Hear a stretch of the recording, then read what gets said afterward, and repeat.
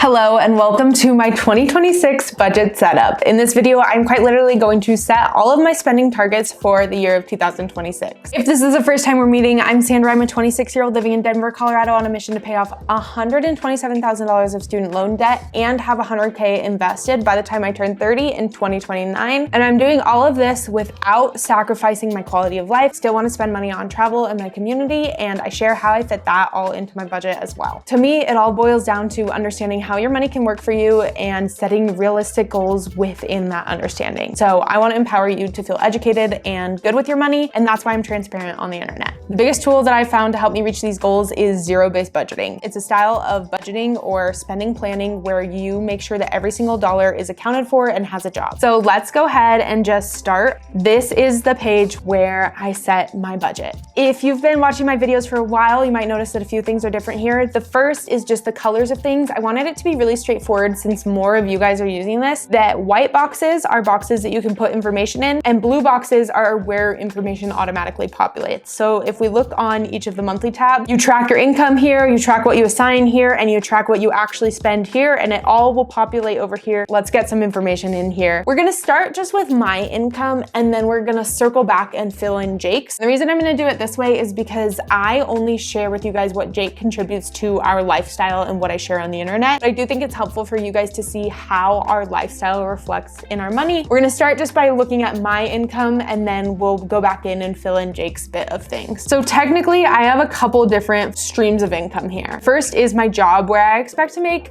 $4,000 a month. It's usually a little bit higher than this, but we'll budget with $4,000. I'd rather have more left over than less at the end of the month. The next is that my work contributes $200 a month to my student loans, and I track this as income so that I can track it towards how much was put towards my debt in a year. And then finally, this is gonna be new this year, but I am expecting to make money from you here and to be able to use that money towards my financial goals. So my goal in Q1 is to make $166 a month, which would mean that I was able to put $500 from social media to my financial goals. So we're gonna put that in here so that I can just keep track of that money, and ultimately it'll go to my debt. So I'll kind of track it there as well. So if we start with our necessary expenses, the first one I have is just what I contribute to the household. So I'm just gonna track it as contribute right now so that we can track my total. And then when we go back and fill in Jake's portion, I'll share what our true necessary expenses are here. Next is our debt. So first of all, we have my minimum payment, which is $1,070 a month. Then we have my work contribution, which is $200 a month. So far I'm putting $1,270 a month to my loans, but that doesn't quite cut it for me. So the next thing we're gonna do is put social media money to the loans, and that's $166 a month that I'm expecting to be able to put based on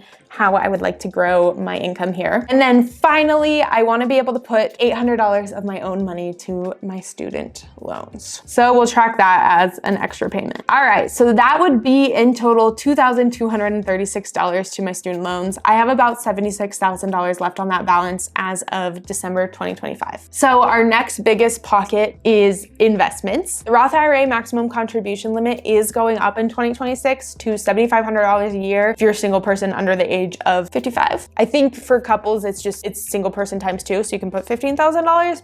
Google exists, you can look it up. Isn't that wonderful? So I'm gonna try to max that out next year and contribute $625 a month. I'm just gonna dollar cost average this because I'm not able to save up in advance right now because I'm focused on paying off my loans. But that $625 would mean that I max out my Roth IRA for 2026. Okay, so the next category that I have is my savings. We'll start with my emergency fund. I don't actually contribute to this because it is fully funded right now at $10,000. In fact, it has $10,668 in it. So I don't contribute anything at all. We'll just put that as $0. It does have more than $10,000 because I just let the interest in that account grow because I would like to have more than $10,000 one day. It doesn't make sense for me to actively contribute to that right now because I have the debt to pay off. But that doesn't mean I'm not saving any money at all. I am, which is great. I am saving sinking funds. These are for expenses that I want to spend on or know will pop up throughout a year. So let's go ahead and set those, starting with the most important one to me, which is travel. I save $100 a month for travel with the goal of saving $1,200 a year. I use a lot of credit card points and credit card hacking in order to travel. So this money goes a long way to contribute to travel. Travel is one of those lifestyle things that I am not willing to let go of while I'm paying off my debt. $1,200 a year would not speed up my debt payoff in any meaningful way, but it does add a lot of value to my life and a lot of meaning to my life. So I save for it, and that's it. I turn big expenses into little ones, $100 a month. And I went to Japan for 10 days last year. Next, we have my ski pass. This is one that I like to save for. It cost me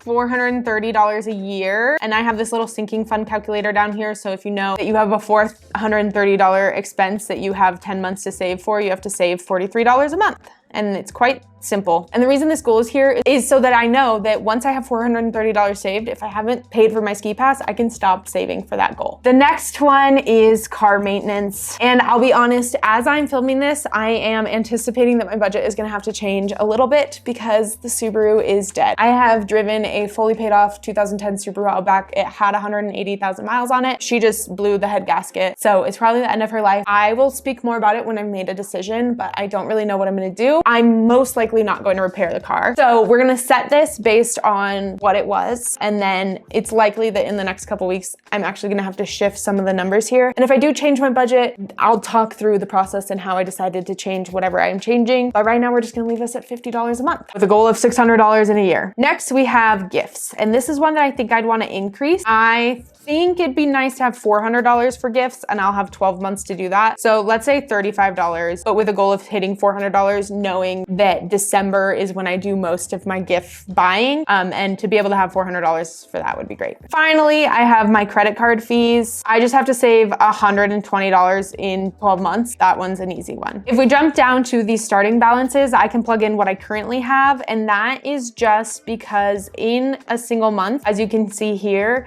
it tracks your bucket, which is what you currently have in that savings amount in relationship to your goal and what percentage you're at. So because I've told it that I have $100 for travel and I've told it my goal is $1,200, it knows I'm at 8% of that goal. And then as we spend from these accounts, like if I were to spend from this account, it would draw that balance down and I would see my progress in relationship to the spending that I've had. So I have $100 for travel. I currently have $149 for my ski pass, which is pretty good. I'll probably be able to stop saving for that goal early. Car maintenance is at $685. Gifts are at $262, but we're actually gonna put this at zero because I have not finished my Christmas shopping. And then credit card fees, I currently have $135 saved for those. No, we have $367 left to budget with. The only extra expenses that I contribute to are my fun money, which I have $200 a month for. Again, if I have to get a car, this is probably gonna change. And then I do contribute to our date night. So we have about $167 to work with here. I'm gonna backtrack and put in our necessary expenses because a few of these things are things that I provide extra money for. That $167 will just go towards those shared expenses. So let's go through them. First, we got our mortgage. This is $3,047. This includes property insurance, taxes, a little bit of PMI. That's everything kind of bundled into one.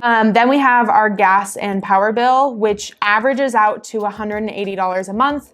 We just set aside one average 12 months a year. In the winter months, when we're spending a little more, we are drawing down from the savings that we made in our summer months. We don't have AC. Our summer months are usually really cheap, like sub $100. So we're able to build a little bucket. And then in the winter months, if we spend over 180, we just draw that bucket down. But that way we're not trying to fluctuate our budget. We can truly do a zero-based budget. Same thing for water, where we set aside $80 a month. And then trash is the same every single month as well at $40. Next is internet, which doesn't change. It's $84.69 on the penny every single month. Oh, car insurance. Right now we pay $214.69, but because I drove a 15-year-old car, we didn't have comp and collision or anything like that on it. Our car insurance bill is just so deflated. And that is one of the perks of driving a hella old car, is that car insurance is cheap. So that's one of the things that I have gotten quotes for on potential cars that I'm looking at, and that is one of the costs that is going to increase. And I think I want to make a whole video talking about like hidden fees that aren't like small print fees, but that are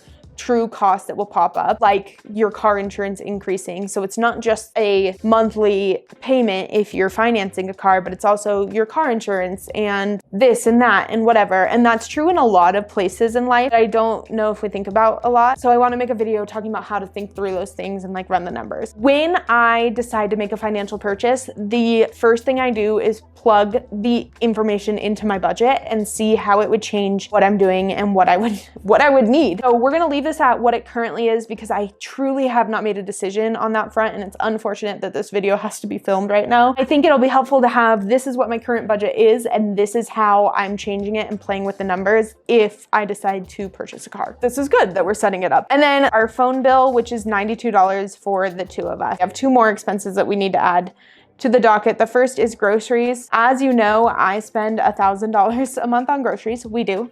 This is an area of value to us. The first thing that I wanted to do when I started making money was increase my grocery bill, and so we did because it's in our budget. The next thing in our necessary expenses is fuel. We spend $350 a month on fuel. We might be able to bring this down depending what we do with the car, but we both commute for work. Jake happens to commute a really long way. So $350 a month is what we have budgeted for fuel there. And then the last thing is household, which is everything from toilet paper to like bug spray for spraying around for spiders to if we need like a new utensil for the kitchen. Those little misc household expenses, which I would consider a hidden expense, we budget $200 a month for. But we're not quite there yet. We have a couple more extra expenses that I need to calculate. The first is eating out. Last year in 2025, we budgeted $150 for eating out, and what we were finding is the value just wasn't there for what we were spending. So instead of $150, we're gonna cut that to $75 because to say we're not gonna eat out at all is just not realistic for who I am as a person. Then we're more intentional about, hey, maybe it's once every other week we're grabbing food or we're having one really nice experience. And then with the other $75, we are going to put our money where our mouth is and budget for one date night. Nothing crazy, just $75. What we're gonna do is we're each gonna take turns. We had ChatGPT decide who would go first, and we're gonna take turns each month planning a date night, knowing we have this $75. And if someone plans a date night that's cheaper than $75, then the extra money will just roll over and the next person can use it in addition to the $75. So if I plan a $50 date night, then the next month Jake has $100 to work with. I think it'll just be fun. We really want to focus on us. We're both very busy in our day-to-day lives. And so setting aside one night a month should be doable to like genuinely focus on our relationship, and it'll be good. And we're putting that in our budget to say like, hey, we have money to do this. Because that can be an easy excuse, like, oh, well, we're out of cash. And then the last thing is subscriptions. We have a couple annual subscriptions as well as a couple monthly subscriptions. Monthly, we pay for Spotify and Kindle. And then annually, we pay for AllTrails, Gaia, and PlayStation. AllTrails and Gaia are both like outdoor platforms. PlayStation is PlayStation. We play a lot of video games. What can I say? So in order to have enough money to cover all of those, we have to save $55 a month. And that does give us a little bit of wiggle room for if we wanted to add like a TV subscription for 1 month to watch TV. So that brings our total down to $4,426. So we are just gonna put Jake at that $4,500 contribution, which is what he contributed last year. I didn't change anything from last year, so I'm not surprised that he's contributing the same. But I think that that's an easy way to go about what do I do? What do I do with my money? How do I spend it? And then how does our lifestyle look together? If you want to see more financial transparency and you want to see me crush these financial goals, go ahead and hit subscribe. I share it all right here. If you want to see how this budget works out for me this year, or if I end up having to change it depending on what happens, then follow along. And as always, I will see you in the next video.